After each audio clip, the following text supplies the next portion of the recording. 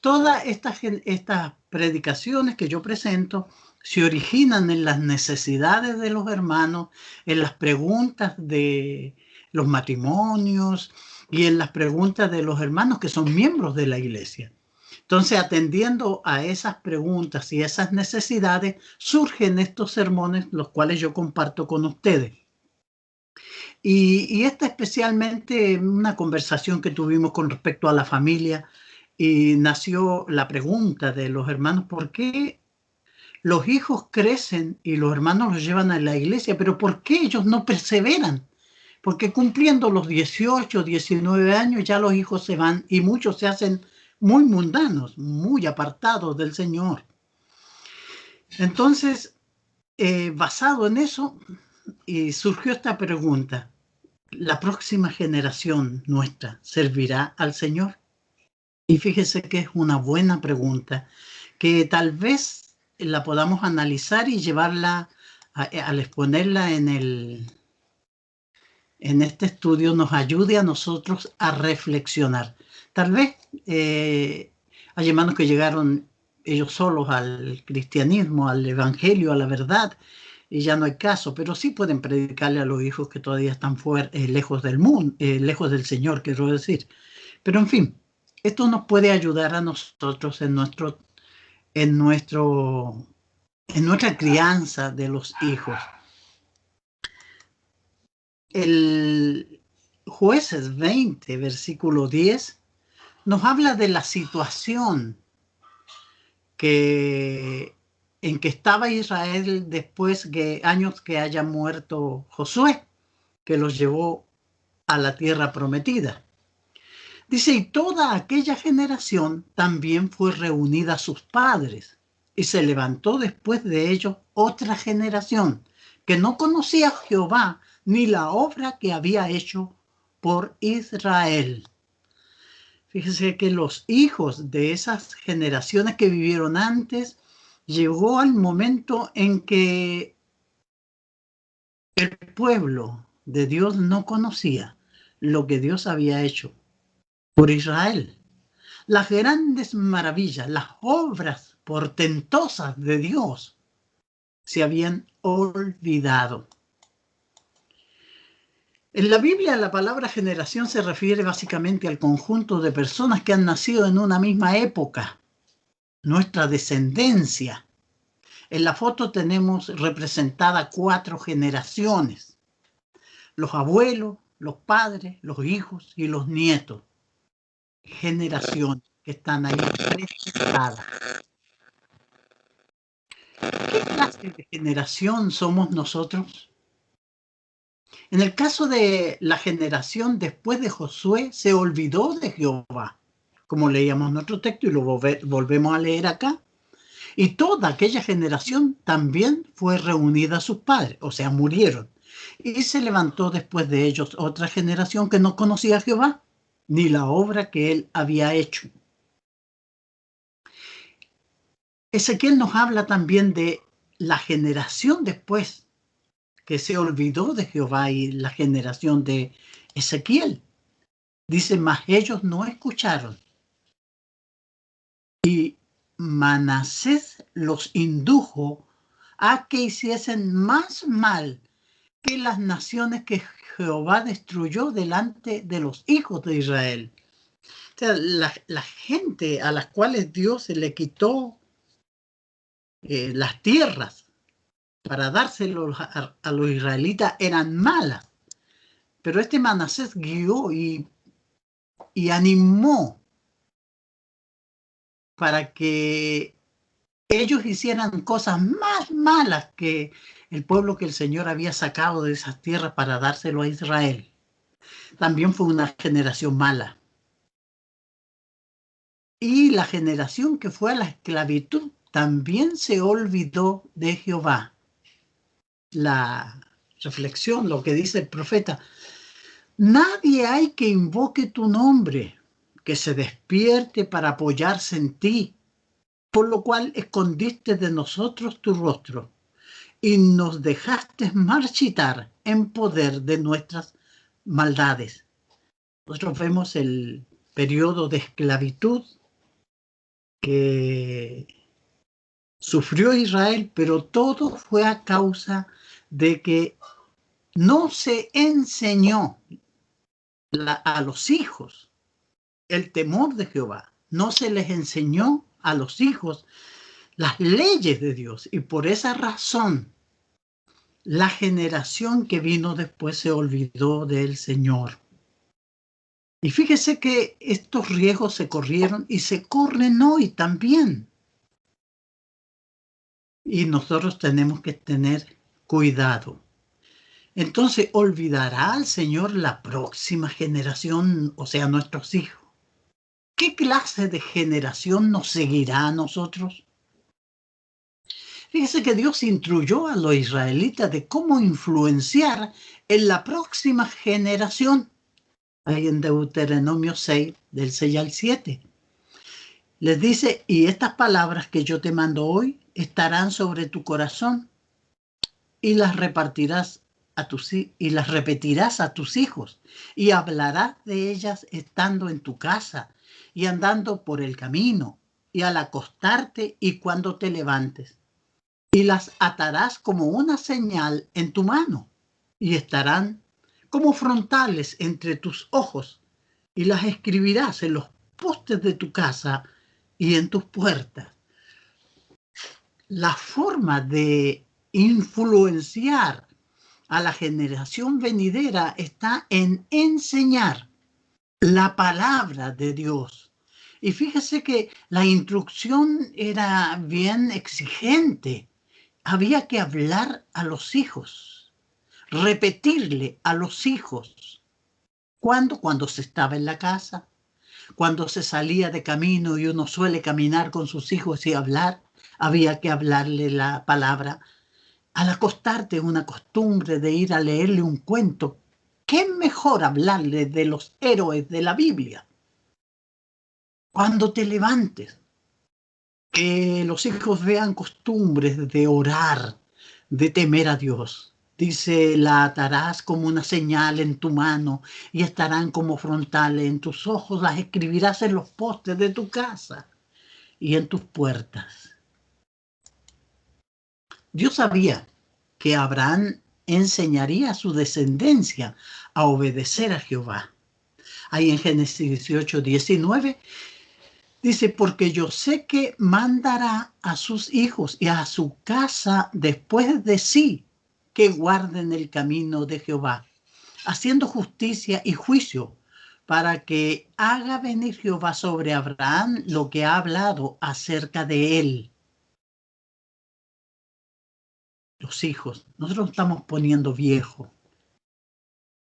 Queremos que la palabra de Dios vaya sembrada en los corazones de nuestros nietos, nuestros hijos. Y una buena costumbre, que venga el nieto a leer la Biblia. Es una buena costumbre, una buena cosa. En regalarle en vez de celular y cosas, y tantas cosas sofisticadas que hoy se hacen, influenciar a nuestros hijos con la palabra de Dios. Fíjese que esto va a ayudar para que después de nosotros, la generación que siga amando a Dios. Este es un trabajo mío, un trabajo suyo. A veces los hermanos dicen que la iglesia, y llevan los niños a la iglesia, pero el trabajo principal es en la casa. El papá, la mamá, tienen que enseñar a sus hijos a amar a Dios. La iglesia va a reafirmar ese trabajo que están haciendo en casa, pero el deber es de la familia, del papá, de la mamá. ¿Amará y servirá al Señor la próxima generación?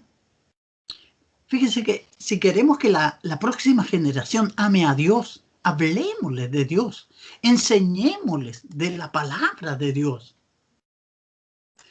Nuestro texto que ya habíamos leído, estas palabras que yo te mando hoy estarán sobre tu corazón y las repetirás a tus hijos y hablarás de ellas estando en tu casa y andando por el camino y al acostarte y cuando te levantes y las atarás como señal en tu mano y estarán como frontales ante tus ojos y las escribirás en los postes de tu casa y en tus puertas. Generalmente queremos adornarle la pieza el cuarto a la niña o al niño con los dibujos populares de hoy. Pienso que no hay nada malo en eso, pero ¿qué influencia le podemos dar a ellos cuando despierten y miren sus paredes, sus cuadros con estas cosas de fantasía? Los monitos más divertidos que hoy aparecen, yo no estoy en contra de ellos, pero ¿qué influencia le pueden dar?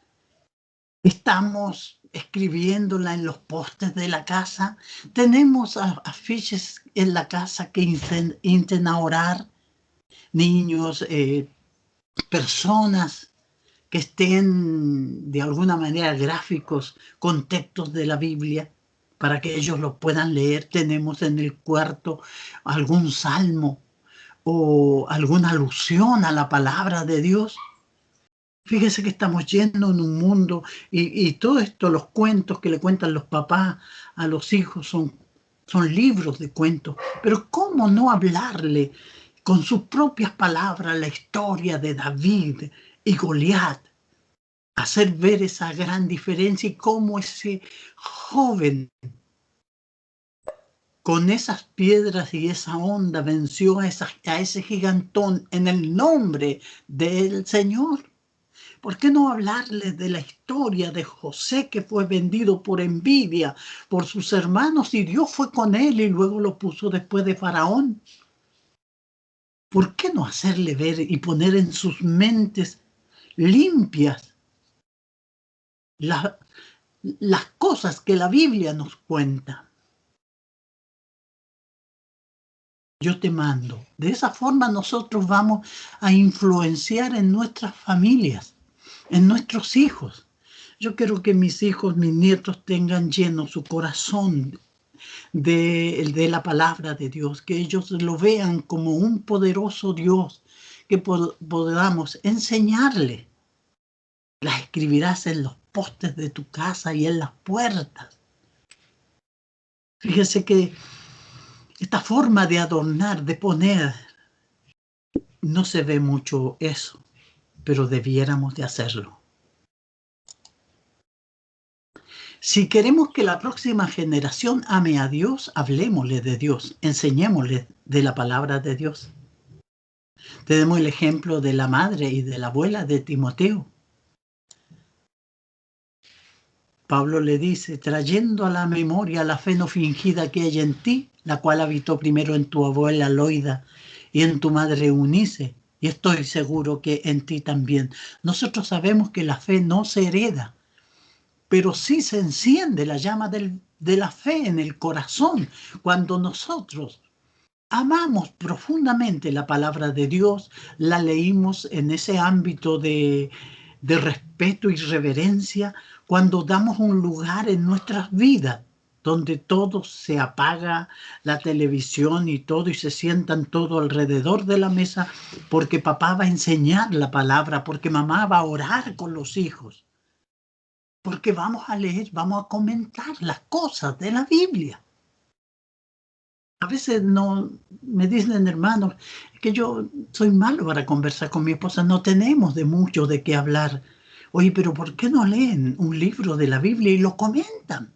Lea Lucas, lea Hechos de los Apóstoles o historias de los hombres del Antiguo Testamento y verá cómo tendremos un gran tema para comentar, para hablar. Timoteo tenía una fe que primero habitó en su abuela y luego en su mamá. Él desde la niñez había sabido la Sagrada Escritura, las cuales le podían hacer sabio para la salvación por la fe que es en Cristo Jesús, según de Timoteo 3:15. Pero él tuvo en su casa 2 mujeres, su abuela y su madre, que le enseñaron. Y qué evangelista era Timoteo, qué gran hombre de Dios. Pero tuvo formadores, su casa, su familia, su abuela, su mamá. ¿Cómo perfilo a mis hijos? A veces nosotros los vemos y a veces solo se piensa en un gran profesional, un ingeniero, un abogado de renombre. ¿Y qué de un predicador? ¿Qué de un hombre que ame profundamente a Dios y que arda en el corazón y en su alma ese deseo de ir por los perdidos? Timoteo desde la niñez había sabido la Sagrada Escritura. Entonces, si nosotros queremos que la próxima generación ame a Dios, enséñele a sus hijos que en el principio Dios creó los cielos y la tierra. Sí, vaya afuera con él, o con ellos, con los nietos. Yo disfruto mucho de mis nietos. Vamos a salir a mirar el cielo y les contaré que Dios hizo esa estrella, que Dios habló y las cosas existieron. Les hablaré del poder de mi Dios para que se pueda ver y ellos puedan visualizar que al Dios que servimos es el creador del universo. Que ellos sepan que los cielos cuentan la gloria de Dios y el firmamento anuncia la obra de sus manos. De esa forma nosotros vamos a influenciar para que cuando ya grande ellos salgan alguna vez y miren al cielo y se acuerden de las palabras de su padre o de su abuelo, que les contó que Dios había creado todo lo que ellos ven y que ese Dios lo podemos adorar, le podemos servir, lo podemos amar y comunicarnos con Él a través de la oración. Yo me imagino que Isaí habló a David del poder de su Dios al ver cómo escribió los salmos él y cómo enfrentó las dificultades, porque antes de enfrentar a Goliat, él contaba que cuando venía un oso o un león a robarse el ganado o las ovejas de su padre, él lo enfrentaba en el nombre del Señor, en el nombre de Jehová, y le quitaba la presa. Por eso miró a ese gigantón de Goliat como uno de esos leones. Y en el nombre del Señor él lo iba a vencer y así lo hizo. Lo venció. Pero es poner fe en los corazones. Fe en el alma de nuestros hijos, de nuestra descendencia. Si queremos que la próxima generación ame a Dios. Deuteronomio 6:5 nos manda, dice, y amarás a Jehová tu Dios con todo tu corazón y con toda tu alma y con toda tu fuerza. Dios será algo muy especial, muy sagrado. Lo nombraremos, su nombre estará presente en nuestras oraciones y en los momentos de adoración.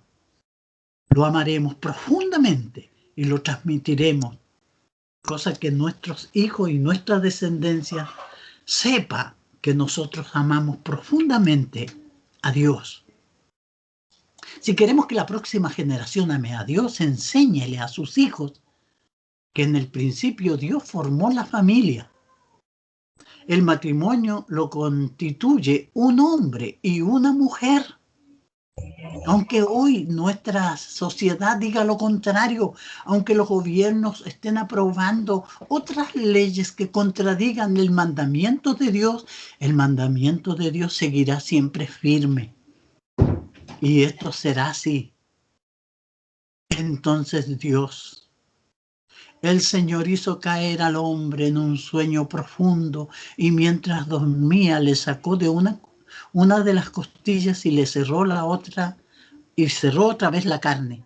De esa costilla Dios, el Señor hizo una mujer y se la presentó al hombre, el cual al verla dijo, esta sí que es de mi propia carne y de mis propios huesos. Se va a llamar mujer, porque Dios la sacó del hombre.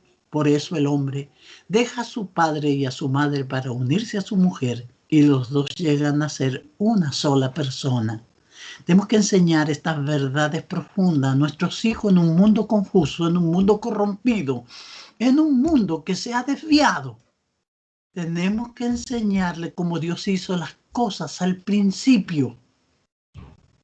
Cuando Dios a través de Malaquía reprende la infidelidad a la mujer de su pacto o de su juventud, o a la compañera y la mujer de su pacto, dice ahí en el capítulo 2 de Malaquía: ¿no hizo él uno habiendo en él abundancia de espíritu? ¿Y por qué uno? Porque buscaba una descendencia para Dios. Guardaos pues en vuestro espíritu y no seáis desleales para con la mujer de vuestra juventud. Siempre me llama la atención porque buscaba una descendencia para Dios. Que mi descendencia sea dada y dedicada a Dios, pero para eso yo tengo que enseñarle, para eso yo tengo que mostrarle con mis hechos que yo amo profundamente a Dios. Y les voy a enseñar la palabra de mi Dios. Si queremos que la próxima generación ame a Dios, enseñemos a nuestros hijos que la palabra que la Biblia es la palabra de Dios. Que toda la escritura es inspirada por Dios y útil para enseñar, para redarguir, para instruir en justicia, a fin de que el hombre de Dios sea perfecto, enteramente preparado para toda buena obra. Yo recuerdo que tenía 12 años cuando mi papá en su trabajo le regalaron de esos testamentos que dan los Gedeones internacionales, llegó y me dio uno en la casa. Yo era pequeño todavía, 12 años, 11 años. Y me lo comí, lo leí de tapa a tapa una y otra vez. Me impresionó. De ahí aprendí a amar a Dios y a amar a su palabra. Fíjese, porque tenemos que enseñarle a nuestros hijos que la Biblia es la palabra de Dios. Si queremos que la próxima generación ame a Dios, debemos enseñarle a estudiar su palabra. Ya hemos visto los textos de Deuteronomio 6, del 6 al 7, donde se le dice que el papá tiene que hablarle cuando vayan de camino, cuando estén en el campo, enseñarle, mostrarle las flores, la hermosura de las flores. Nos habla del Creador en el sentido de que Él puede hacer todas esas cosas tan hermosas, los paisajes. Y cada insecto que nosotros podemos ver es parte de la creación de Dios y debemos de enseñarle a nuestros hijos y debemos enseñarle la palabra de Dios, que tengan su Biblia, que la puedan leer, porque después crecen los chicos y tienen su mente en otras cosas, pero si nosotros logramos sus primeros años para enseñarle la verdad, ellos podrán retenerla. Enséñele a sus hijos. Si queremos que nuestros hijos amen a Dios, debemos enseñarle cómo adorarle en espíritu y en verdad. Como enseña Juan 4:24, hablemosles de cómo Dios quiere que le adoremos. Cuando vamos con ellos al culto, que ellos puedan cantar con reverencia, que estén reverentemente oyendo las oraciones, que escuchen la prédica. A veces suele pasar que los hijos son muy inquietos, pero tenemos que enseñarle. Nosotros criamos 5 hijos y los sentábamos los 5 delante de nosotros y no le permitíamos que se distrajeran porque queríamos que aprendieran. Y estaban ahí los chicos. Y más de alguno le decía, quería salir. Y mi esposa me decía, ¿quieres salir al baño? Yo le decía, no. Después me decía, es que dice que se hacer, que se haga, le decía yo. Y nunca se hicieron ni nada, porque ellos querían controlar. Necesitan estar atentos, tenemos que enseñarles. A veces los papás les llevan juguete a los niños y tienen la sonajera de cosas, les llevan colaciones. Ni siquiera al colegio lo mandan así, de esa forma. Pero en la congregación los chicos hacen lo que quieren y eso está muy mal enseñado. Tenemos que enseñarles que escuchen con reverencia la palabra de Dios. Si ellos aprenden en la casa a oír con reverencia, ellos sabrán también hacerlo en la congregación. Fíjense que es trabajo nuestro. Tenemos que enseñarles sobre la ofrenda también, para que sean generosos. Tenemos que enseñarles de la santidad, de la cena del Señor, que es el momento cuando recordamos a nuestro Salvador. Yo tenía una de mis nietas en los brazos cuando servían la cena, y ella, cuando yo comía el pan, me decía: abuelo, ¿ese es su cuerpo? Sí, le decía, es su cuerpo. Después venía el jugo de la vid y me decía: abuelo, ¿esa es su sangre? Sí, es su sangre. Porque le hemos enseñado, tenemos que enseñarle para que ese ambiente de reverencia y respeto también prime en nuestros niños. Hablemosles de Jesús y de su muerte en la cruz por nuestros pecados. Pongamos en sus mentes esta verdad. Necesitamos, para que la próxima generación ame a Dios, necesitamos enseñarles. Enséñele a sus hijos. Si queremos que ellos amen a Dios, debemos enseñarles cómo amar y respetar a los demás y ayudar a los necesitados. Incentivar, ver la reacción de ellos ante la necesidad. Es tan tierno ver que se conmuevan con un viejito que pide pan en la calle y que ellas quieran o que ellos quieran darle de lo que ellos tienen. Enseñémosles el amor al prójimo. Por eso Santiago nos dice en Santiago 1:27, la religión pura y sin mácula delante de Dios, el Padre, es esta: visitar a los huérfanos y a las viudas en sus tribulaciones y guardarse sin mancha del mundo. La religión es más que ir a una iglesia y ser religioso. Es realmente amar a Dios y poner en práctica su palabra. Enséñale a sus hijos que sean reverentes y temerosos de Dios, respetuosos en la adoración. Que ellos aprendan a orar, que bajen su cabeza, que piensen, porque el principio de la sabiduría es el temor de Jehová, y los insensatos desprecian la sabiduría y la enseñanza. Proverbios 1:7 y Eclesiastés 12:14 nos dice que el fin de todo discurso oído es este: teme a Dios y guarda sus mandamientos, porque esto es todo, el todo del porque Dios traerá toda obra a juicio juntamente con toda cosa encubierta, sea buena o sea mala. Debemos de enseñar una generación para el Señor, la próxima generación. Si queremos que nuestros hijos amen al Señor, debemos primero mostrarle que nosotros amamos a Dios, que para nosotros estudiar su palabra es algo hermoso, sagrado, que ellos nos identifiquen con la lectura de la Biblia, que ellos sepan que nosotros amamos profundamente al Señor, seamos ejemplo de fe, santidad y perseverancia. Entonces ellos verán que nosotros amamos profundamente a Dios, oirán nuestras oraciones, que irán elevadas al corazón de Dios, y ellos se darán cuenta que esto no es una travesura, no es una religión, sino que es un profundo compromiso con el Dios que vive, el único Dios verdadero, y que nosotros podemos ir con Él. Podemos ir a Él en nuestras oraciones, en medio de los problemas más grandes, llamarlos a los hijos y todos arrodillarnos y orar a nuestro Dios pidiéndonos que nos guíe. Pablo le decía a Timoteo, trayendo a la memoria la fe no fingida que hay en ti, la cual habitó primero en tu abuela Loida y en tu madre Eunice, y estoy seguro que en ti también. Que no sea una fe fingida, sino genuina. En fin, como conclusión, mientras los niños crecen hasta convertirse en personas que tomarán sus propias decisiones, nosotros podemos ayudarle a tomar decisiones correctas. Proverbios 22:6 nos dice: instruye al niño en su camino, y aun cuando fuere viejo no se apartará de él.